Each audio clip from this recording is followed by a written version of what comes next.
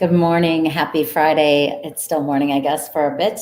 I just wanted to talk to you today. I know there's been so much talk about Simone Biles and what a brave woman she is, and I could not agree more. And sometimes we talk and we tell each other we need to be mentally tough. We need to be strong. We need to push through, suck it up, don't cry, don't let people know that you're stressed, hold it all in. And what I really want to say to you today is what about mental gentleness? What about mental compassion? What about mental well being?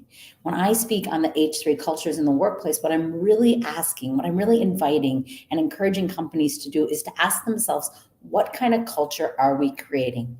Are we creating a healthy, hopeful, and happy company, organization, safe place to come back to work, safe place to be authentic, to be vulnerable, and to be true? I'm not talking about having a breakdown at work or using your coworkers as your therapist. If you need professional help, I strongly encourage you to get it. But what I'm talking about is creating an atmosphere that is supportive. What I'm talking about is instead of telling people it's all about the bottom line, it's all about getting it done. What if we talk to people about how are you doing? Really? What are you working on? What is stressing you out? How can I be more supportive? How can we remove some of that stress and still encourage you and expect you to produce to the level that our company needs? And I think what Simone showed us is there's a breaking point for people. And so many people push through that breaking point in silence with that stigma still and the silence around mental health. And we know that so many people are struggling with anxiety, depression, feeling overwhelmed, feeling isolated, even when they are around people, feeling afraid to go back to work. And so what I want you to think about today is, first, I'd love to hear from you. If you are a business owner, a company leader, what do you do to create a healthy environment, a compassionate and a gentle environment? Instead of mental toughness, what are you doing to teach well-being and mental compassion and mental understanding and kindness to one another, creating safe spaces for people to talk about what they're going through, or if it's not safe at work to talk about, to create. And somebody said, employment HR organization departments have employment resources for people to go talk to therapists, but not everybody wants to do that. And so just creating, sometimes it's like a fun thing, like, hey, you guys, let's all have a challenge this month, the month of August, as we go into August, and let's try to drink 30 ounces of water a day. For some people, it'll be easy. They drink that all the time. For some people, it'll be a brand new experience. Or let's create a walking group. And once a week, instead of meeting in the lunchroom, let's go out for a walk. Let's bring in flowers once a week and put them on that front desk. So when people come in, they see something visually beautiful, but also to their sensory that it smells beautiful. Little touches can make a big difference in the culture and in the climate and in the feel of a company, especially as people are returning to work. Some people have stayed in the office, some people have left, sometimes there's been a mix. But as we invite people back, I encourage you to list 3 to 5 things that you have shifted in the company to make it feel supportive, safe, and to honor people's well-being. To say, hey, you know what? We do these yoga breaks in the morning or over lunch, or we go for walks, or you know what? We're going to bring in Financial Peace University and do it as a team, because financial stress is really making people stressed out. So we can't eliminate people's stress completely. There will always be some stress.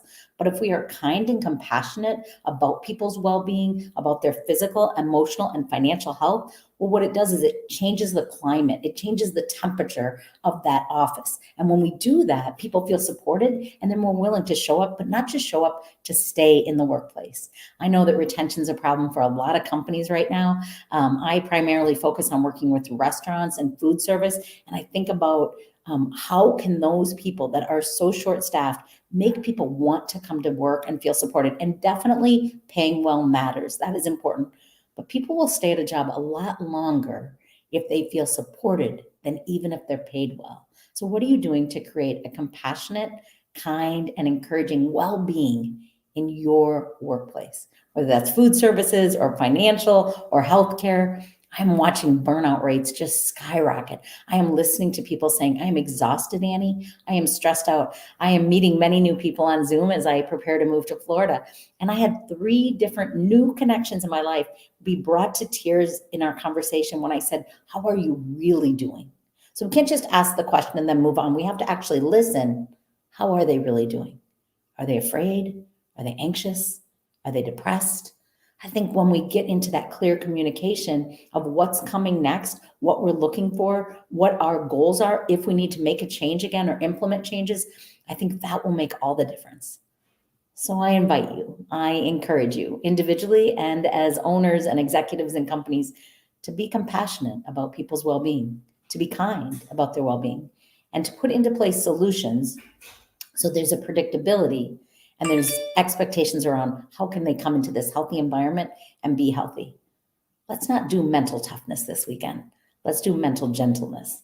And when you're gentle with yourself, it will teach you how to be gentle with other people. Thanks for listening. I hope you have an exceptional weekend. And when you need to rest, you rest. And when you need to say enough, you say enough. And when you need support, you ask for it. And I hope more than anything that when you ask, someone is there. I've lost too many in my life to mental health concerns and issues and addictions. And my hope for you is that you never experience that. So please take care of yourself so you can continue to take care of other people. I'm Annie Meehan with AM Speaking and Consulting.